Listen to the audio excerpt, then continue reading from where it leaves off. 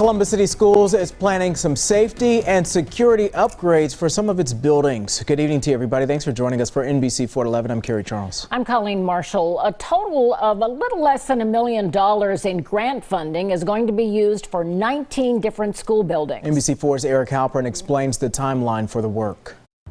The spending of this grant money was just approved at tonight's Board of Education meeting. Now that it has the okay, scheduling for the work will start as soon as possible. Just the world just being the way it is now. It wasn't like that when I was in school. So it's scary for me every day that I drop her off. Like many parents, Carla Maddox often thinks about her daughter's safety during the school day.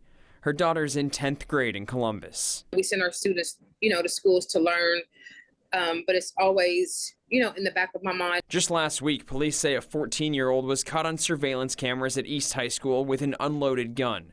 While Maddox's daughter doesn't go there, she says incidents like those make her uneasy. So that kind of stuff scares me a whole lot. Just every single day, sending her to school just kind of makes me nervous. The district is planning some safety improvements. Columbus City Schools was awarded a roughly $950,000 school safety grant from the state.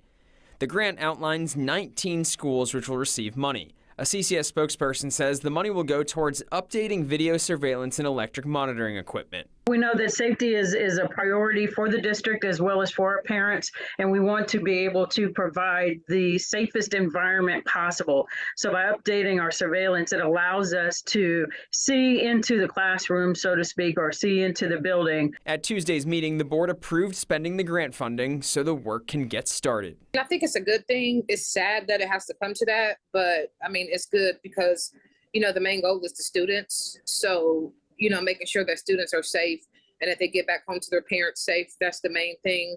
And according to the district, work related to this grant will likely be finished at some point during next school year. This is separate from the metal detector plans announced earlier this year. Local for you in Columbus, I'm Eric Halpern, NBC 4. And new at 11, the Columbus City Schools Board of Education also voting to approve the purchase of 60 new school buses. That's expected to cost nearly $8.5 million. The district says those new buses will replace older ones that are becoming obsolete. CCS expects to have the new buses by this time next year.